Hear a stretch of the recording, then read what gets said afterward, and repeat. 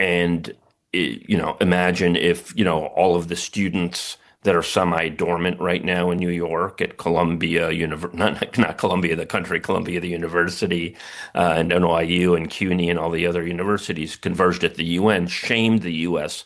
when it vetoes this resolution. And then you have what's called the Uniting for Peace process, whereby the UN General Assembly, with a two-thirds vote, can do things. And Craig Mokhiber and others have written about this extensively, to do things like have comprehensive sanctions on Israel. This was exactly what was done in the case of apartheid South Africa.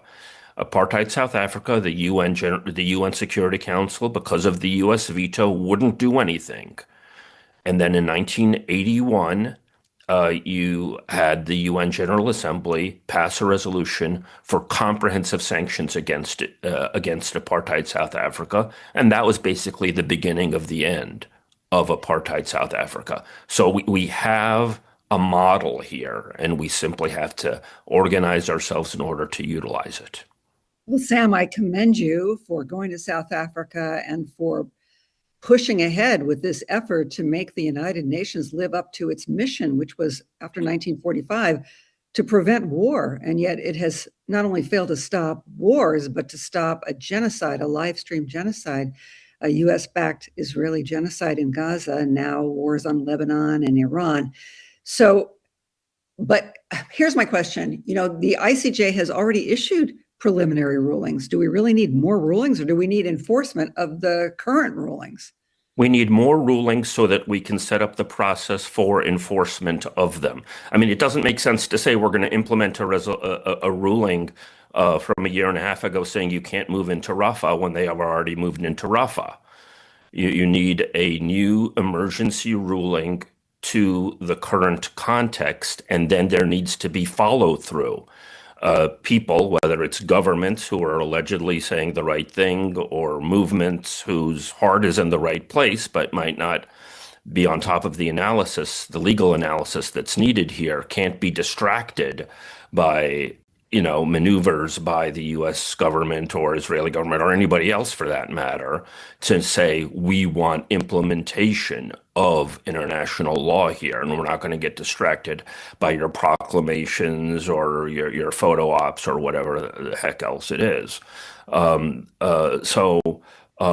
Yes, I don't mean to put international law on a pedestal here. I am simply saying that it is a tool that we need to utilize as skillfully as possible. Well, we know that the United States cares about not upholding international law, let's put it that way, because, as you said, they're going after South Africa for filing this genocide case against Israel. Can you tell us, Sam, how the United States has tried to punish South Africa, and what kind of response you met with when you were in the country? Well, people felt like, the country had been targeted. And I think a lot of countries, whenever they step out of line, whenever they do anything to try to stop the slaughter being committed by the U.S. and Israel, whenever they object in some way, the U.S. government threatens or targets them in some way. Either, Trump doing his tariff thing, or I mean, in South Africa, you even have, you have a powerful pro-Israel lobby in South Africa with very wealthy families and they brought the so-called Democratic Alliance into the government, and that's holding back. And the ANC has their own compromises that they've made, and a lot of good people have left the ANC, unfortunately, because of its compromises to U.S. power. You have South Africa is sending coal to Israel, selling coal to Israel, because there are financial interests even in a country like South Africa that are enticed by this. And I mean, in bizarre ways, there's the threat of there's a quasi-Zionist movement in Cape Town that is trying to lay the groundwork for having breakaway republics to, in effect, break off parts of South Africa, more privileged parts that are more prosperous, to break off from the rest of the country. And I think that, I mean, we saw a similar thing in Somaliland, for example, right? They were threatening, they rolled out this idea of breaking off part of Somali for Somaliland and send the Palestinians there. So I think the U.S. Empire is finding, these kinds of insidious ways of at least tacitly threatening various countries. Is it just tacitly threatening, or are there new sanctions on South Africa or Well, individual? Trump put tariffs on for at least a period. It changes by the day. And Bozell, the ambassador, the right-wing, longtime activist, is ambassador there now, and he's putting the screws on and trying to offer all kinds of economic inducements and threats and so on. Some of which are economic. Amazon is building a huge facility there. I think that if we're going to have as vibrant as possible of a global peace movement, we have to find creative ways of backing up countries when they do the right thing. Sam, as I mentioned earlier, Code Pink, we had a vigorous campaign across the country. Absolutely. Yeah, And thank you, by the way. I mean, the work that Code Pink has done, particularly, I would mention the name of Rob Jarelski, who lives right near the UN. Scheduled all of these meetings, pushing countries to invoke the Genocide Convention, pushing countries to use it, pushing countries to do Uniting for Peace. So, thank you so much, Code Pink, for all of that excellent work. absolutely. I know Rob is amazing, and the team that has been assembled in New York, and Aaron Kirschenbaum of Code Pink has worked with the team as well, is just really dynamic. And as you mentioned, they met with so many different consulates. And some people would say, well, listen, the United States is the beast, right? And so we really need to focus our energy on the United States. On the other hand, I think what you're saying about the importance of international solidarity is critically important, and that solidarity can come in many different ways, and one of them being just in very grassroots organizing. I know I'm on the central coast of California, and it's a relatively small place, Santa Barbara, and we held a rally to pay tribute to South Africa, and I think that's so important, right? Because we don't want South Africa to drop out of this case. Absolutely. No, we don't want them to drop out of it, and we also want them to take more affirmative steps. They can do that. They have, I mean, they started this case, and they have a great legal team, as the world saw, in place to pursue this. They have the legal wherewithal to do this. What's lacking is the political will. I mean, Ramaphosa, the president of South Africa, met with Trump last year, if people recall, and he was kind of trying to schmooze him, and Trump goes off on him about the white genocide, and Elon Musk is there, glowing, and Elon Musk's father is there, like Ramaphosa, like South Africa is the one guilty of genocide here. And Trump shows these concocted pictures. There is a crime problem in South Africa, but it's not a racial, thing that's driving it. Nobody from the South African delegation, whipped out their iPad and said, look at how many, Palestinian kids you armed Israel and slaughtered today. This is what genocide looks like. What the hell are you talking about? So I think there is, yeah. everybody's afraid and capitulating right and Right. left. And we see it not just internationally, but we see it in our own universities. For those who just tuned in, you're listening to Code Pink Radio. I'm your host, Marcy Winograd. With me is my guest, Sam Husseini, independent journalist and political activist.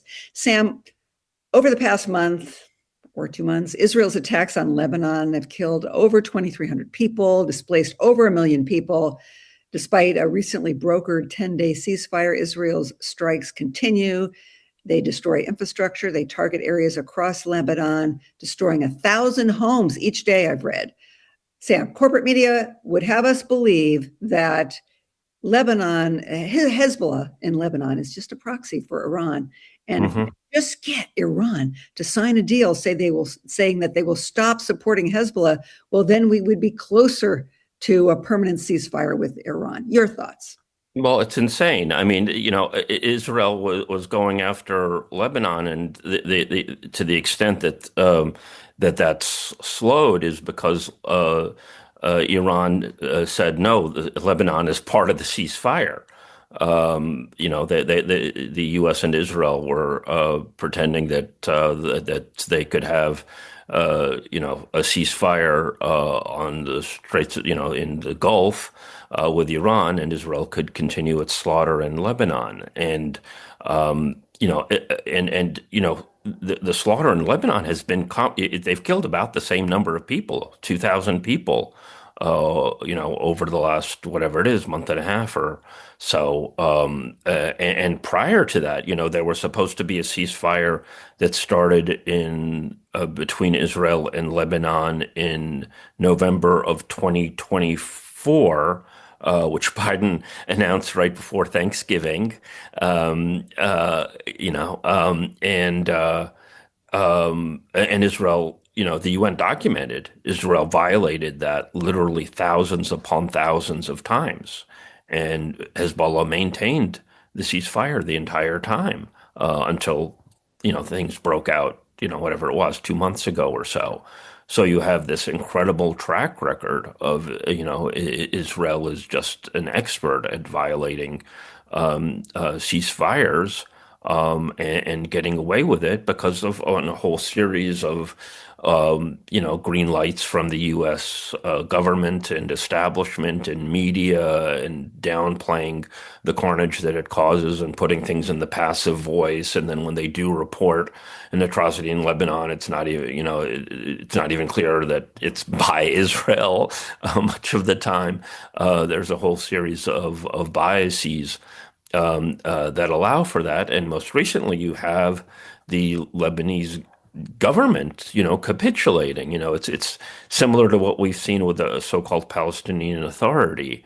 You have all of these Arab governments, groveling out of fear or co-optation or being bought out or whatever it is, so that it looks like the Lebanese government, which has never been able to protect the southern border from Israel. Israel's been violating the southern border long before Hezbollah existed.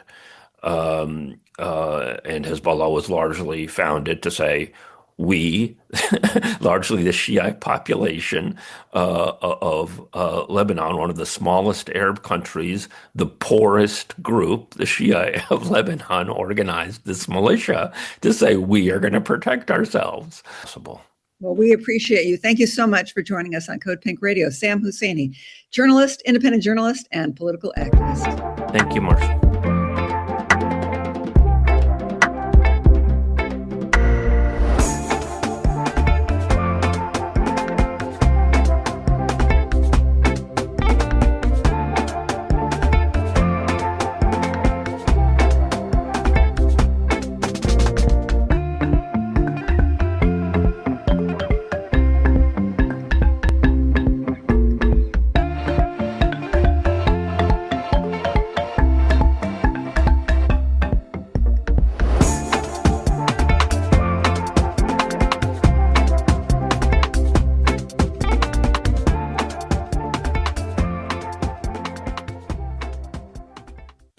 Hey, I'm Tom Nixon. Patrick Milligan. Art Podell. Mark Humphrey. Mary Catherine Alden.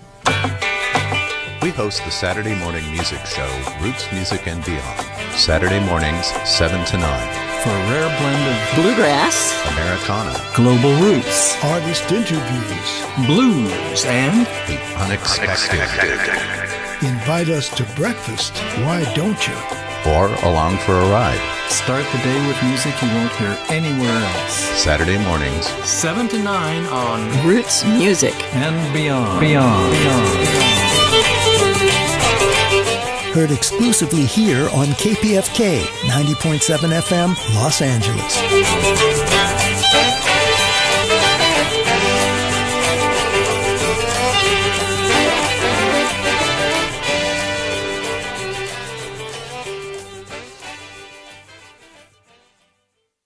Hi, I'm Laura Flanders. Make your tax-deductible donation to kpfk.org today. Membership has privileges. Becoming a sustaining member of KPFK, keeping independent radio alive at kpfk.org. You can't beat it. Free speech radio can't survive without your generous support. So become a KPFK sustaining member right now. You can pledge as little as $1 a day at kpfk.org. And thanks. Hello, this is Martin Sheen, and you're listening to KPFK, 90.7 FM Los Angeles, 98.7 FM Santa Barbara.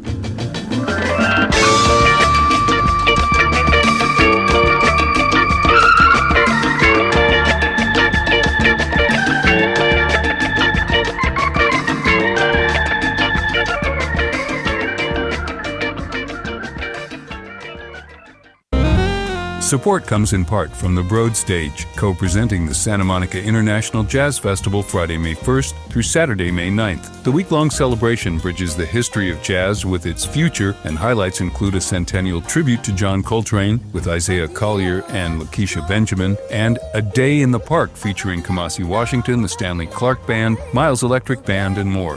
For further information, including full schedule and tickets, go to smjazzfest.com.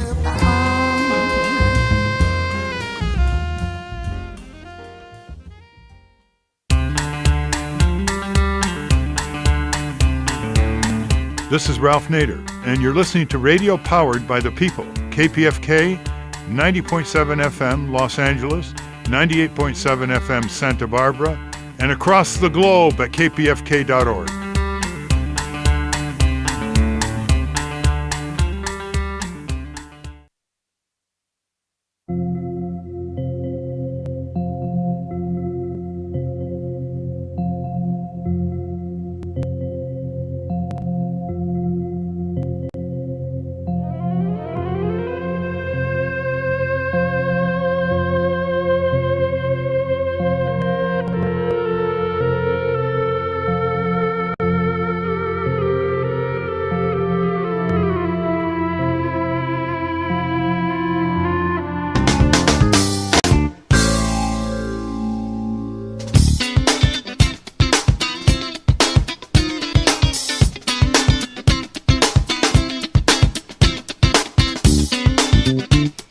Seattle, Washington, this is Democracy Now!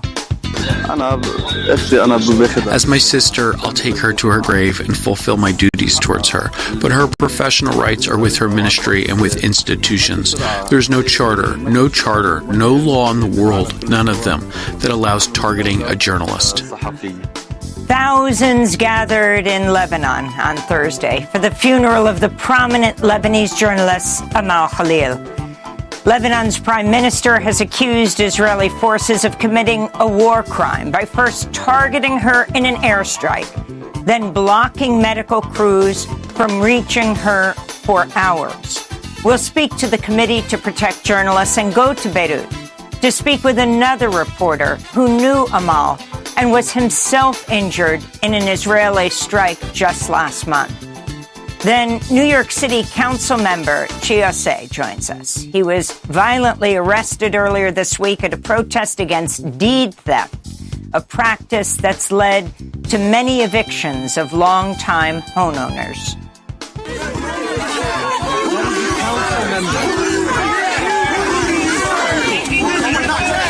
Finally, Muskism, a guide for the perplexed.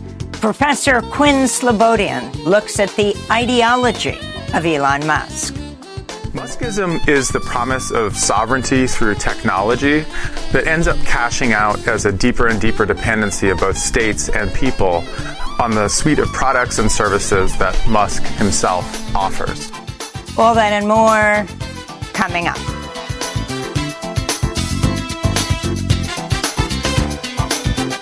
Welcome to Democracy Now!, democracynow.org, the War and Peace Report. I'm Amy Goodman.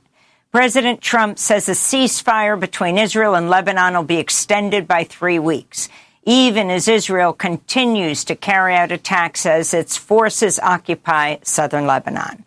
On Thursday, Trump hosted Israel's and Lebanon's ambassadors to the Oval Office for a second round of U.S.-facilitated talks.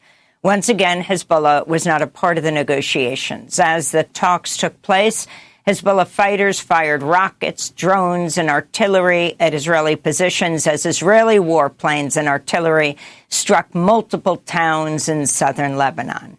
Meanwhile, thousands gathered for the funeral Thursday of Amal Khalil, a correspondent for the daily newspaper Al Akbar, who was killed in a series of Israeli strikes in southern Lebanon Wednesday that appeared to target her and her colleague, photographer Zaneb Farah.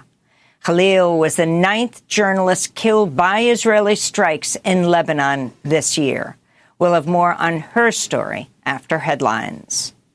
In Iran, CNN reports the U.S. military is developing new strike options around the Strait of Hormuz in the event that the current ceasefire breaks down.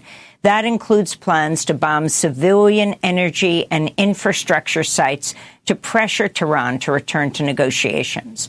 On Thursday, Trump said he's under no pressure to end the war he began with Iran, writing on social media, quote, "I have all the time in the world, but Iran doesn't. The clock is ticking," Trump wrote.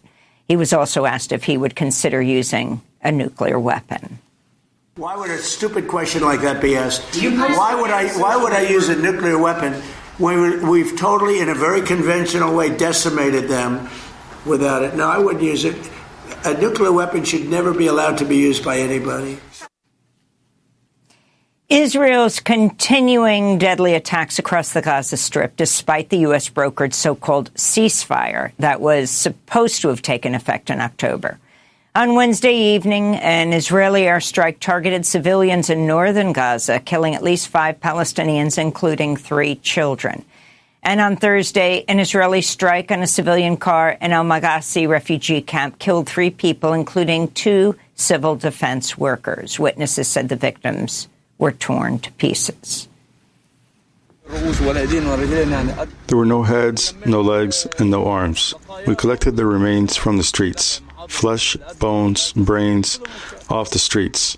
And no one should fool us by saying there's a ceasefire. There is no information about any ceasefire. Hamas said in response that Israeli strikes in Gaza constitute a criminal escalation, unquote, that undermines commitments to the ceasefire.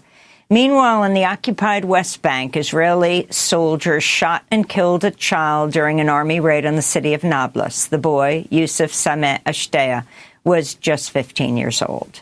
Senate Republicans have voted to advance a budget blueprint that would increase funding to ICE and Border Patrol by an additional $70 billion for the rest of Trump's term.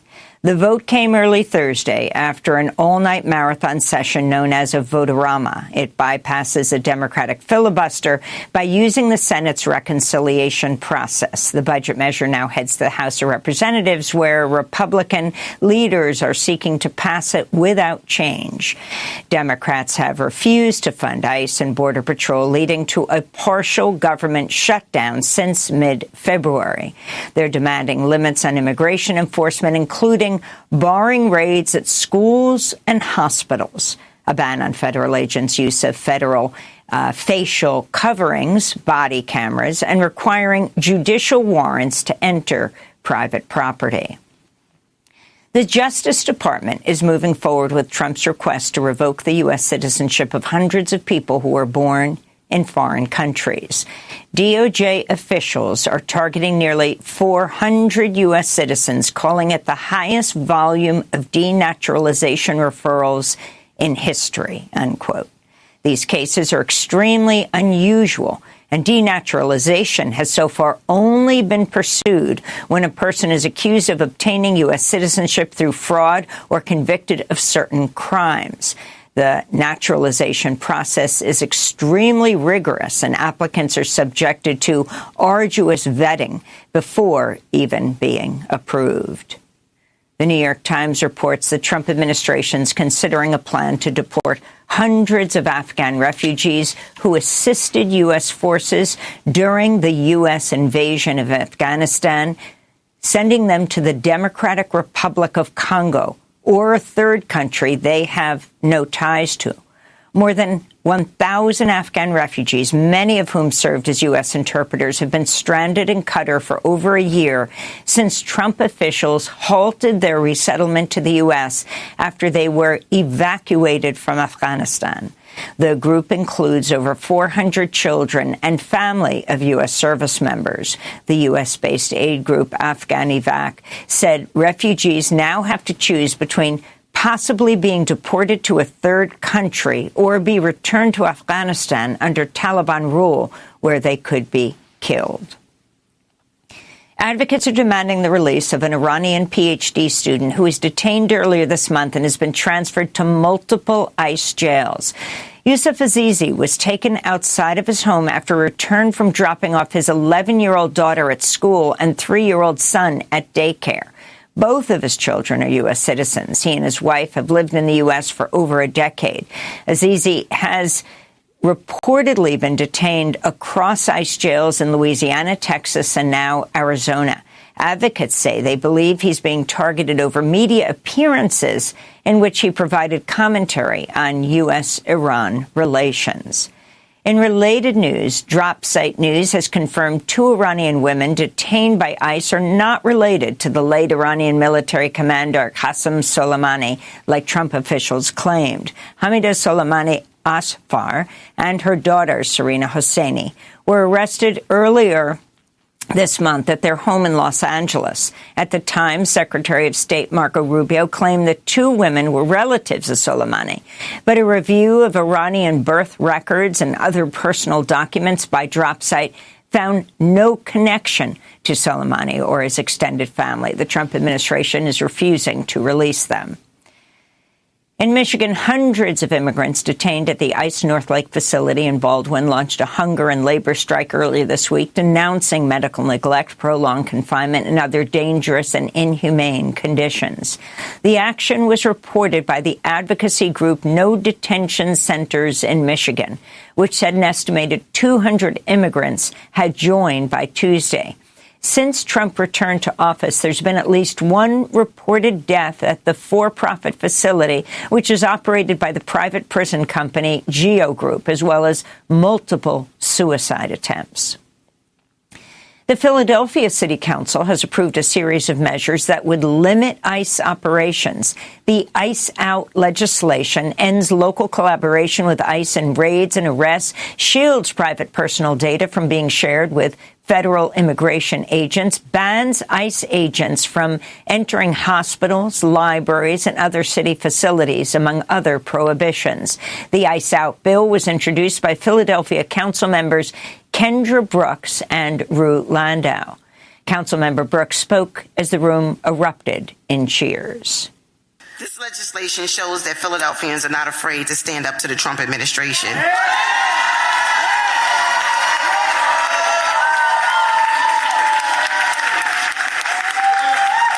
We are not afraid to stand up to our neighbors, and we do not take kindly to bullies who try to intimidate people in our communities. To see our interview with Philadelphia City Council member Kendra Brooks, go to democracynow.org.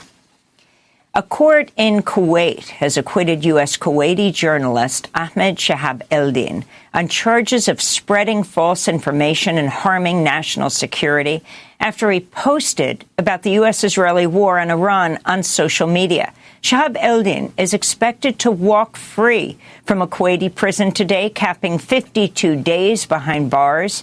He was arrested March 2nd after he shared photos and videos of a U.S. fighter jet that crashed in Kuwait on his Substack page, content that was not exclusive to him and had appeared on other platforms. The Committee to Protect Journalists condemned Shahab Eldin's arrest as part of a much wider crackdown on online journalism and free expression in Gulf nations. A U.S. Army Special Operations soldier involved in the capture of Venezuelan President Nicolas Maduro has been arrested and charged with illegally betting on his ouster on the Polymarket prediction market. The Justice Department says Master Sergeant Gannon Ken Van Dyke earned more than $400,000 on the trades. He faces charges including unlawful use of confidential government information for personal gain, the theft of non-public government information, and commodities and wire fraud. At the White House Thursday, a reporter asked President Trump about the indictment. Trump responded, "I'll look into it." The whole world, unfortunately, has become somewhat of a casino. And you look at what's going on all over the world, in Europe and every place they're doing these betting things. I was never much in favor of it. I don't like it conceptually, but it is what it is. President Trump is a longtime casino magnate whose businesses filed for Chapter 11 bankruptcy protection 4 times between 1991 and 2009. His son, Donald Trump Jr., is an advisor to the 2 leading prediction markets, Polymarket and Kalshi. President Trump's son, Eric Trump, is touting a $24 million Pentagon contract awarded to the robotics firm Foundation Future Industries, where he serves as chief strategy advisor. The contract will fund testing of its phantom humanoid robots for future military applications. Here's Eric Trump speaking on Fox Business about the deal. You know, I got involved with crypto in a very big way because we had to win that digital revolution. We have to win robotics in the United States of America.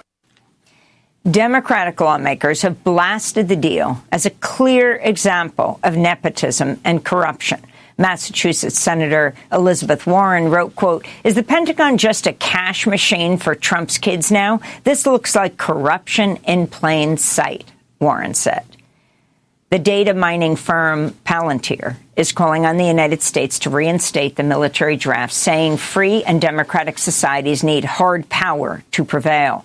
Palantir's call came as part of a 22-point manifesto celebrating the virtues of U.S. power and warning Silicon Valley has lost its sense of direction. It also argues some cultures are inferior to others and blames Europe for demilitarizing after World War II, arguing, quote, "The post-war neutering of Germany and Japan must be undone," unquote. The manifesto was based on the writings of Palantir's chief executive, Alex Karp. It prompted more than 200,000 people in the United Kingdom to petition the government to break contracts with Palantir, with some members of parliament comparing it to the ramblings of a supervillain, unquote. Palantir is a major U.S. government contractor, holds a contract with the U.S. Army worth up to $10 billion over the next decade.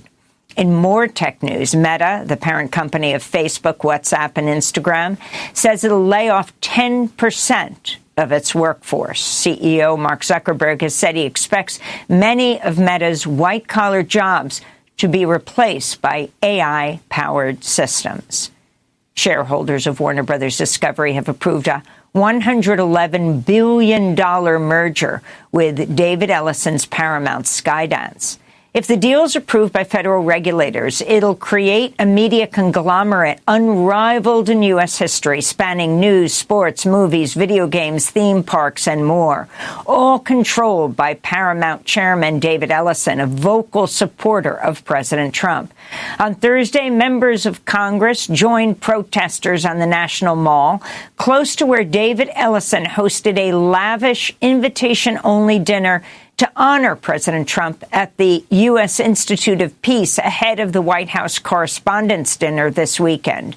This is Craig Aaron, president of Free Press and Free Press Action.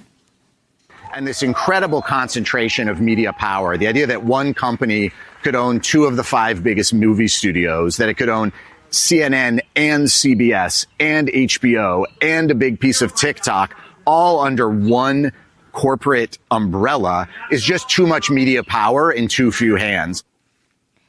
At The Hague, judges at the International Criminal Court Thursday confirmed murder charges against former Philippines President Rodrigo Duterte as crimes against humanity, formally paving the way for him to stand trial. Judges ruled prosecutors have presented substantial evidence that Duterte created, funded, and armed death squads that killed as many as 30,000 people in so-called anti-drug operations. And the White House Thursday formally reclassified cannabis as a Schedule III substance, paving the way for the Food and Drug Administration to study its medicinal uses.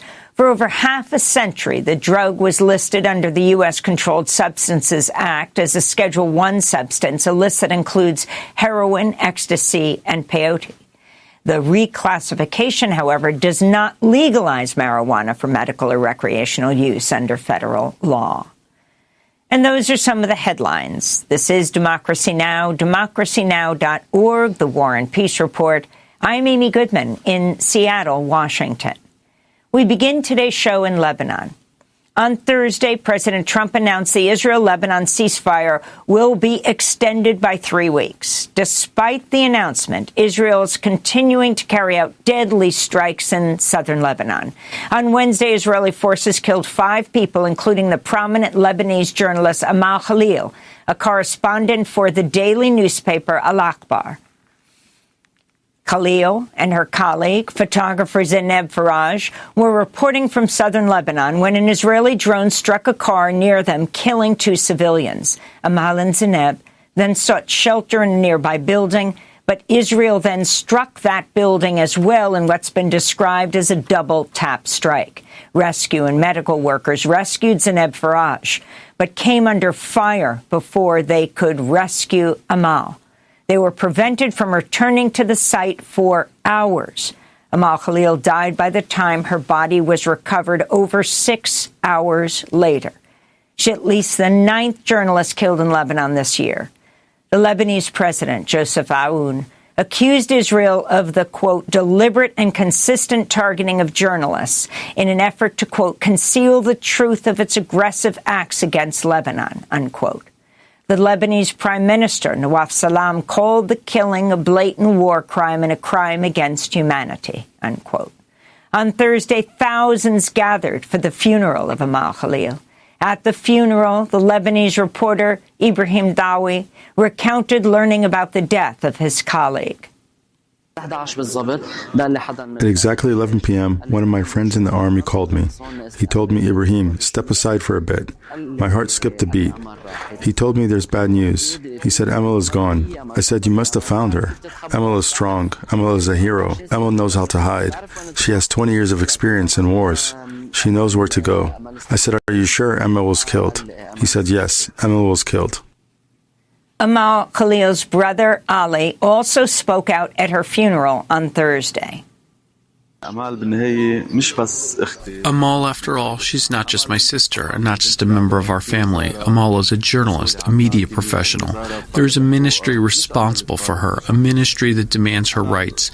It's not me personally who demands them. As my sister, I'll take her to her grave and fulfill my duties towards her. But her professional rights are with her ministry and with institutions. There's no charter, no law in the world, none of them, that allows targeting a journalist. Amal Khalil was 43 years old. She'd worked as a reporter for 20 years. Al Jazeera reports Amal had previously received direct threats from an Israeli phone number on WhatsApp warning her to stop reporting.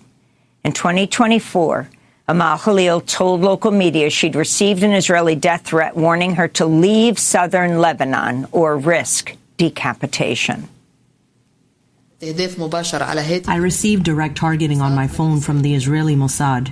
They threatened to kill me. They literally said, we will separate your head from your shoulders if you don't leave from the South. They advised me to leave the South. This is Democracy Now!, democracynow.org. I'm Amy Goodman in Seattle, Washington, with Juan Gonzalez in Chicago. Hi, Juan. Hi, Amy, and welcome to all of our listeners and viewers across the country and around the world. Well, we're joined now by 2 guests. Steve Sweeney is the Lebanon bureau chief for RT, the Russian news channel. He was injured in an Israeli strike last month. He's in Beirut. In Paris, we're joined by Sarah Kuda, the Middle East and North Africa regional director of the Committee to Protect Journalists. Sarah, let's begin with you. You have a new article headlined, "We had Amal Khalil by her hand's grip. Then Israel murdered her." Can you lay out what you understand happened on Wednesday? Yes, of course. Thank you, Amy, for having me. So the circumstances surrounding Amal Khalil's death, really, it raised multiple overlapping concerns. Amal was on an assignment with her colleague Zainab. They were heading to the south, to Bint Jbeil, and on their way, there was a strike close by to them, so they ran away and sheltered in a building. And then this is where the building where they were sheltering was striked, as you mentioned, and it was known that those two journalists were sheltered and trapped inside this building. Zainab managed to, Amal herself, she managed to call her family and to call the Lebanese army to inform them about their situation. And yet, the Red Cross was not able to get to them in time and rescue Amal. At the beginning, the Red Cross was able to go there. They were able to rescue 2 civilians and Zainab, but then under fire, they had to leave because also Amal was deep under the rubble, so they have to leave. And when they tried to come back, they were blocked. Eventually, when they were able to go there, she was killed, she was dead, and it was too late. If this obstruction did not happen, we might have Amal alive between us today. But because of the obstruction, she is killed today. And this is what makes this constitute of a war crime and requires an international investigation. Otherwise, the killing of Amal would be the same as the over 260 journalists who has been killed by Israel over the 3 past years with full impunity. And Sarah, of course, the Israelis continue to deny that they target journalists. But what do you make of the fact that that Amal herself had claimed that she'd gotten threats from an Israeli number in the past, and that she was told to stop reporting? Israel has a pattern in denying these claims and also smearing journalists, saying that they are terrorists and they attack them and kill them because they are terrorists and a threat on Israel. So this is not new. And for Amal being threat, several journalists, including the Journalists Union in Lebanon, they were aware of these threats and they saw the messages. So they are not claims, they are true, they are correct. And Israel has this pattern since 2023, threatening journalists. We have seen this with Anas al-Sharif in Gaza, with Hamza al-Dahdouh in Gaza, and with other journalists around the region. I'd also like to bring in Steve Sweeney to the conversation. A British correspondent for Russia Today. You were at Amal's funeral. You knew her. Could you talk about her? Well, yes. I mean, the brutal killing of Amal Khalil is not only a tragedy, but as the previous speaker said, it's a war crime. Now, Amal had been working in the field for 20 years, since the 2006 war. She was very well known. She was very well loved by everybody. We call her the Queen of the South, and she belonged to the people. What she did was incredibly unique. This work that she was doing, raising the voices of the people, particularly in the south of Lebanon. She would go from village to village, speaking to them, and they were telling their stories about the brutality that had been meted out to them for decades by the Israelis. So she was a very, very powerful voice. She was an experienced journalist as well, and we were all, when we heard the news that she had been caught up in the Israeli airstrikes and that she was trapped under the rubble, we were all waiting with bated breath, really, to see what happened. And as we've heard, the Israelis blocked those rescue efforts. They attacked the emergency services, the civil defense workers, the Lebanese army, to stop them from retrieving the body. And Amal herself had received some very serious death threats from the Israelis over the years, threatening to behead her, warning her to keep out of the south. Now, it's a testament to her steadfastness, of not just of Amal, actually, but of all of those journalists working in the south of Lebanon, that they're refusing to leave the field. Now, this is what Israel is trying to do. It's trying to prevent the truth from being reached by a much, much wider audience to see the war crimes that are being carried out there on a daily basis. Now, our crew, the RT crew, myself and my colleague Ali Rida Spati, we were also targeted in an airstrike reporting from the Kazmir Bridge. Now, Israel consistently says that it doesn't target journalists. It's repeated this again since they killed Amal. But you have to remember, Israel has the most advanced military technology in the world, but it also has the most advanced surveillance technology in the world. It uses artificial intelligence, for example. It knows every single car number plate, every single vehicle. It reads our messages. It listens to our conversations. This is why we talk about these strikes being deliberately targeted. Now, in our case, they claim that it wasn't, but there's absolutely no doubt in our mind that this was an attempt to kill us. You could see from the footage where the missile strikes the bridge. The bridge was already destroyed. It was no longer, there was no military objective in targeting the bridge. We had also consulted with the Lebanese army, who have a barracks or a base at the end of the bridge, and they said yes, it's perfectly safe. It's fine for you to go and film. Now, had that bridge been under threat at any stage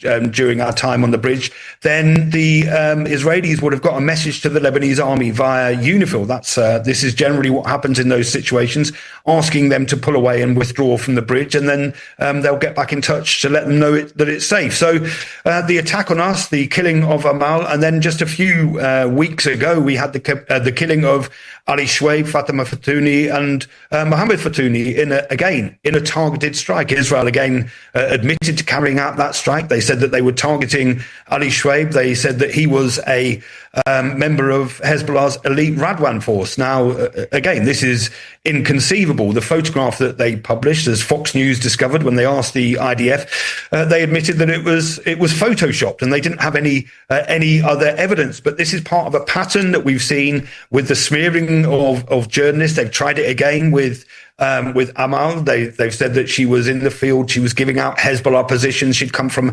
Hezbollah military positions, this kind of thing. Exactly the same narrative that we saw being played out in Gaza, where they've killed hundreds of journalists. Now, Israel, for all that it says, it's killed more journalists in the past, since October 2023 than were killed in the First World War, Second World War, Vietnam War, Afghan War, and Iraq wars combined. So it's a complete fallacy to say that they don't target journalists. The issue is mainly that if any other country had committed acts of these massacres of journalists in the way that Israel does, any other country in the world would find themselves isolated on the world stage. They'd be subjected to sanctions, arms embargoes, trade embargoes. But instead, the opposite is happening. The killing of journalists is continuing, while the most powerful nations on the planet, including the United States and Britain, continue not only to give the political support, but the military support to enable these acts to be carried out. So they are equally as culpable for the deaths of Amal, for the deaths of Ali, Fatima and Mohammed. They're equally as culpable as Israel. They are the ones that load the gun while Israel pulls the trigger. Steve Sweeney, just to be clear, on that day in March, I wanted to go to a short clip of what happened to you. Further rocket attacks were reported against Nahariya and a minute.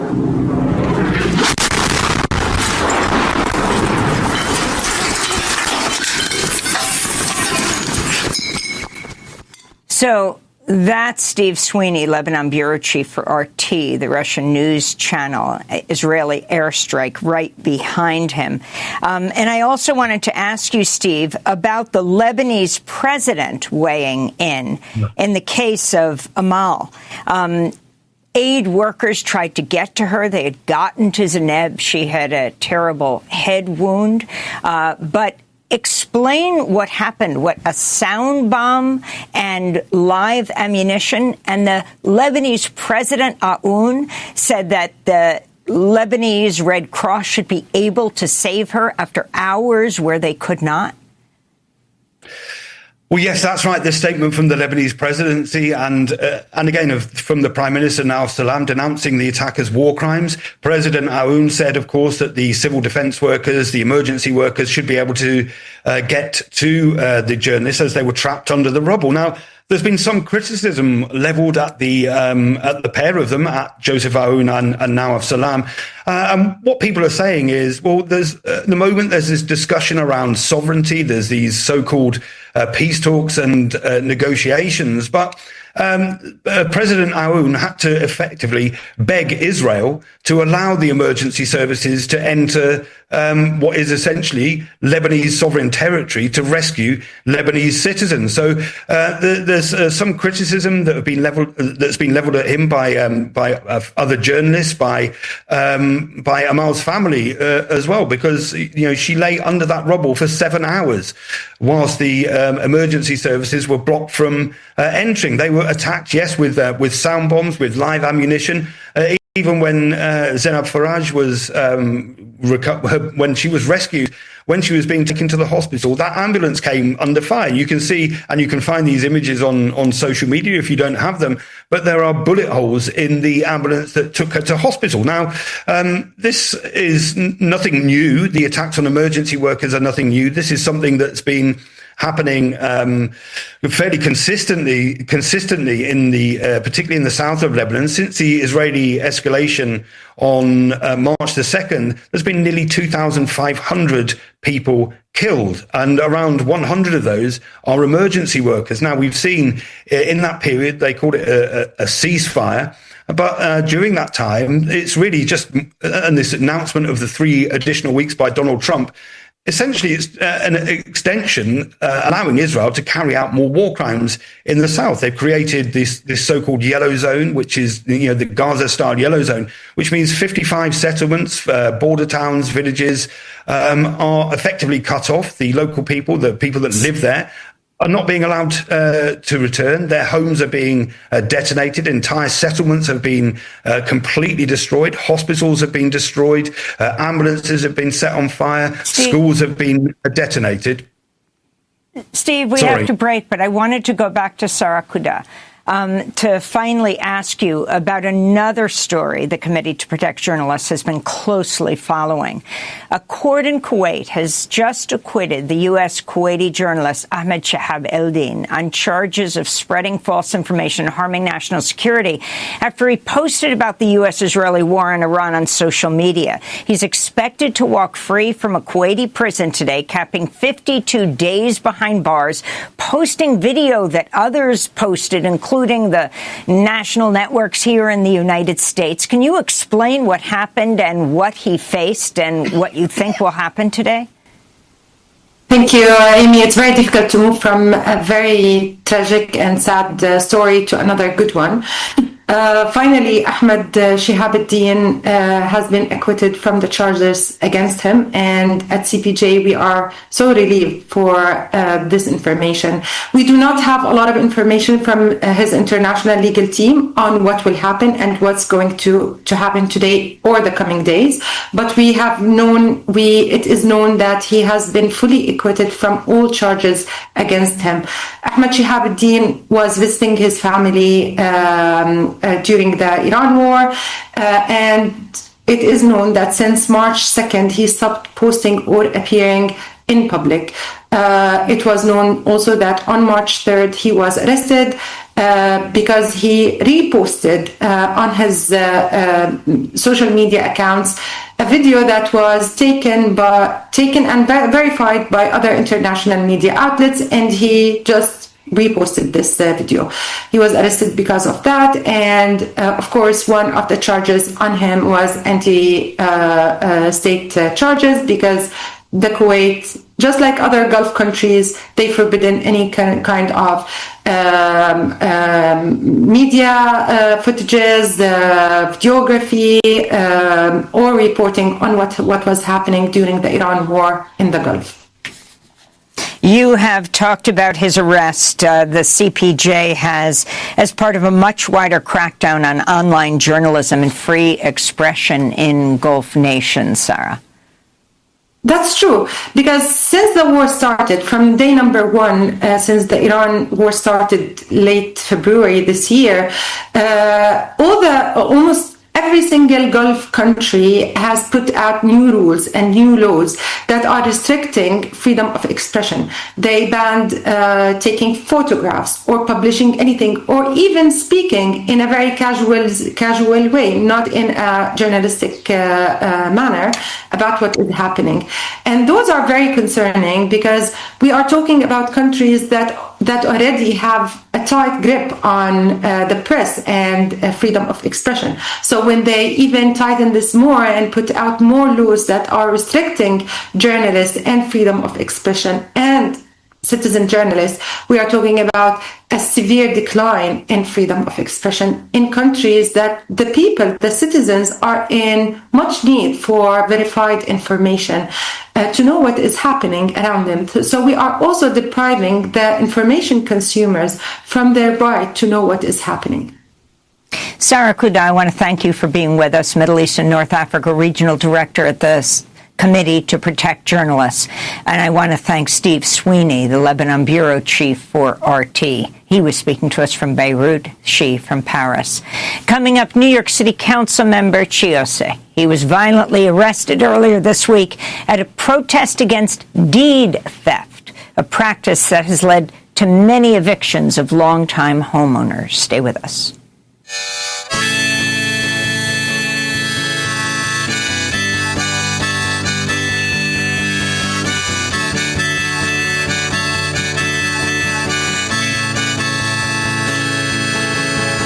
History's not made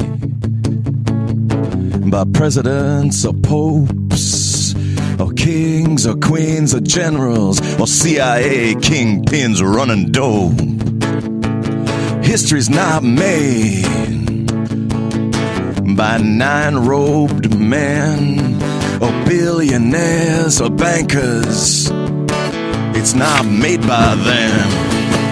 Tom Morello performing Black Spartacus. This is Democracy Now!, democracynow.org, The War and Peace Report. I'm Amy Goodman with Juan Gonzalez.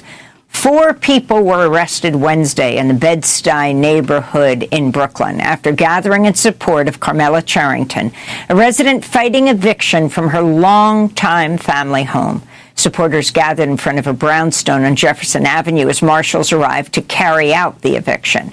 When they couldn't get through, police were called. Brooklyn council member Chiose was among those police arrested. He was wrestled to the ground and handcuffed as protesters chanted, "Who do you serve? Who do you protect?"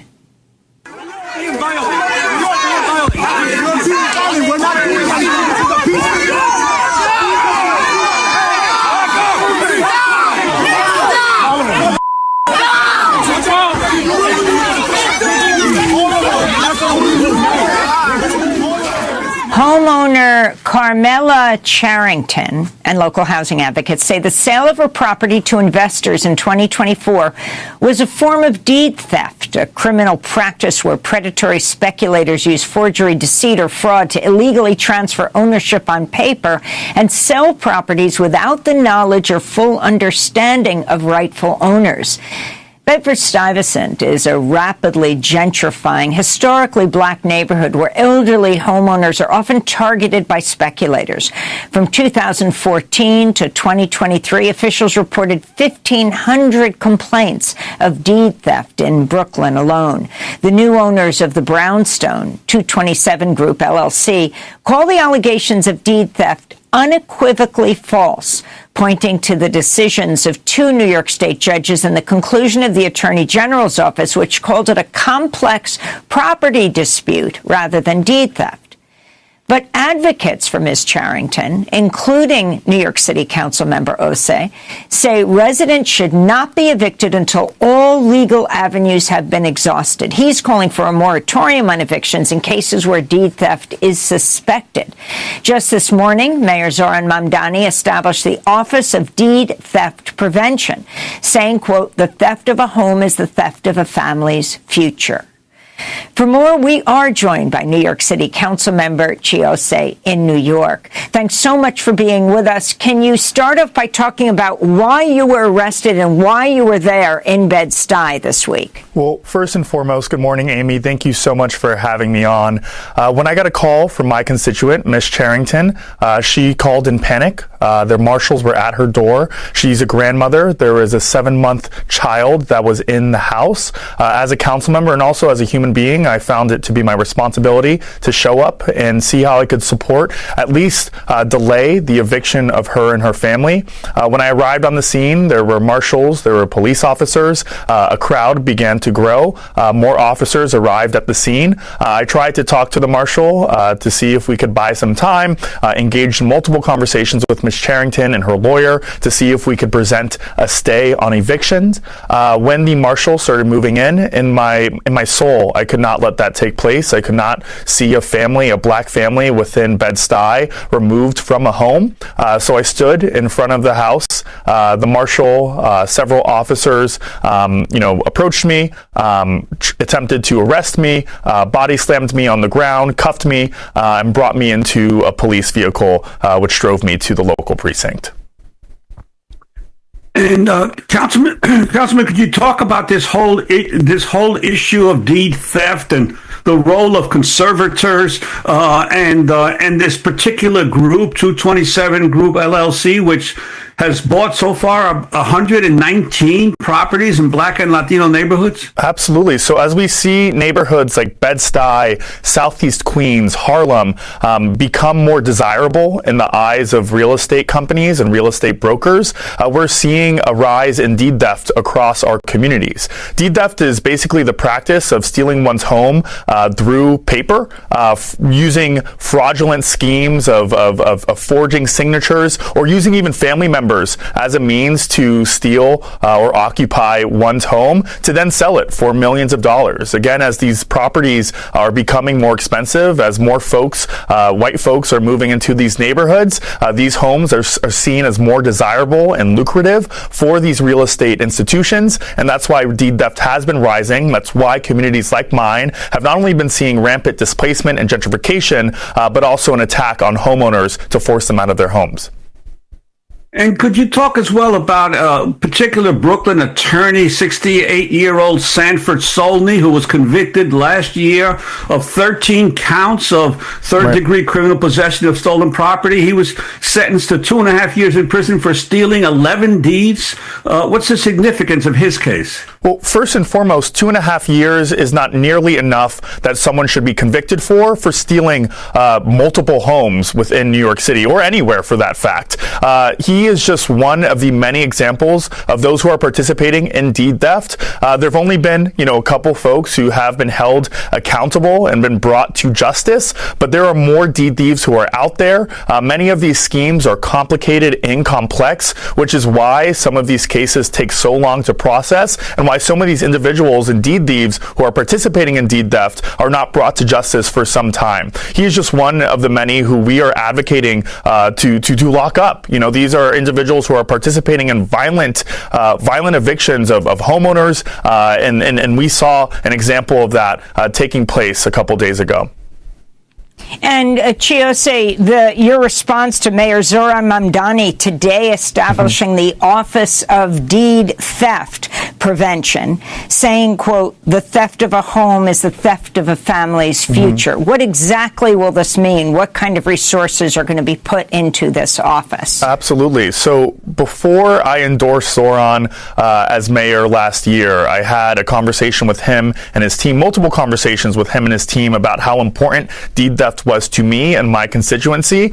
He made a pledge on the campaign trail to make an investment in opening a mayor's office to prevent deed theft, and today he's fulfilling that promise. And we've been working with his office over the past couple of weeks of what this office would look like. Generally, it will circumvent communication between the various different city agencies through the state attorney general's office, as well as different district attorneys' offices, and making sure that we're not only preventing deed theft and doing educational campaigns for homeowners alike who are worried about how they could be victims of deed theft, but we'll also be providing them with resources on how to defend against deed theft, looking looking into how we could hire experienced attorneys who could fight back against these cases. A lot of the cases that we see when it comes to deed theft and when victims come to our office, there's a passing of the buck of who's responsible for holding these deed thieves accountable. This office will circumvent all of that communication and making sure that we are addressing the root cause of this problem and identifying who can truly enforce and prevent deed theft from taking place within our communities.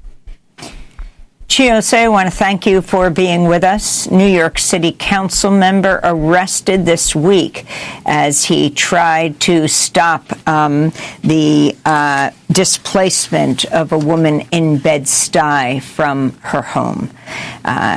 Thank you. Coming up, Muskism, a guide for the perplexed. Professor Quinn Slobodian looks at the ideology of Elon Musk.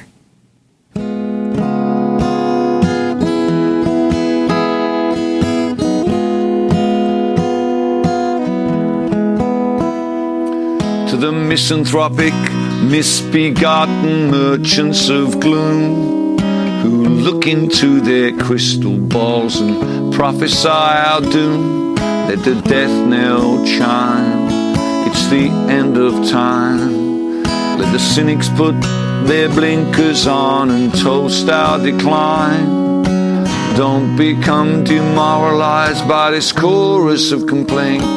It's a sure sign that the old world is terminally quaint, and tomorrow's gonna be a better day.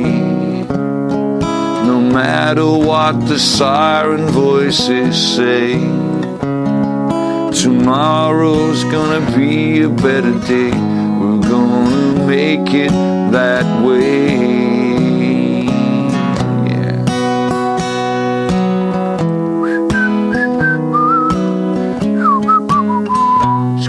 Ironic whistling for the melody. Yeah.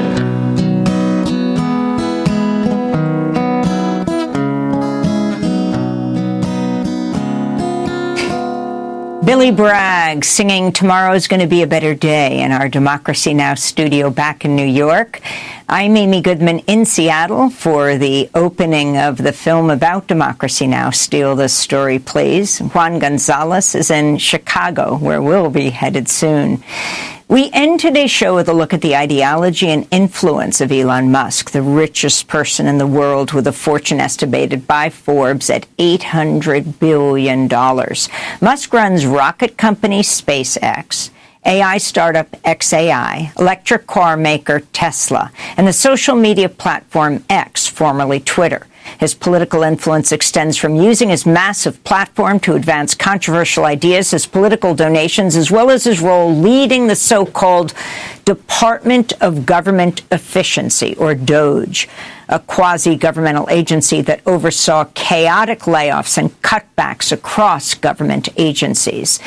In the new book, Muskism, a guide for the perplexed, authors Quinn Slobodian and Ben Tarnoff look at the worldview that shaped Musk and the ideology that's coalesced around him. They call it Muskism, an operating system for the 21st century. In a review of the book, prominent science fiction writer and journalist Cory Doctorow wrote in a review, quote, Muskism doesn't seek to exit the state. It seeks to colonize and control it. For more, we're joined in New York by Quinn Slobodian, professor of international history at Boston University, co-author with Ben Tarnoff of Muskism. Thank you so much for being with us. If you can talk about the latest news right now and the empire that Musk has acquired. There's been a lot of news about space in the last few weeks, and particularly start off by talking about SpaceX and what he's doing. Yeah, SpaceX is kind of a tough wake-up call for people who have this impression that Musk had disappeared from the news, had some kind of feud with Trump, and everything had now passed into the rearview mirror. In fact, we're gearing up for what is going to be likely the largest IPO in history with SpaceX, likely in June, projected to be somewhere between $1.5 trillion and $2 trillion valuation, which will put it immediately as one of the top 10 biggest companies in the United States, potentially more valuable than Meta. And that's interesting because SpaceX itself has now become a kind of a merger of many of Musk's ventures. xAI, the AI company that was mentioned, is now part of SpaceX. X.com itself is now part of SpaceX itself too. So he's not just building a kind of a rocket company or a satellite company, but what we see as a vertically integrated ideological stack where he can kind of build an echo chamber from low Earth orbit all the way back to Earth and create a kind of closed loop for the ideology that he wants to push out. And Quinn Slobodian, could you talk some about his about Musk's childhood, his being raised in South Africa, from and the deep commitment that he has to racial hierarchy, industrial self-reliance, and what you call fortress futurism? Yeah, so what we try to work out in the book is where he gets this idea of the state as a kind of technologically enabled fortress that needs to be constantly reinforced and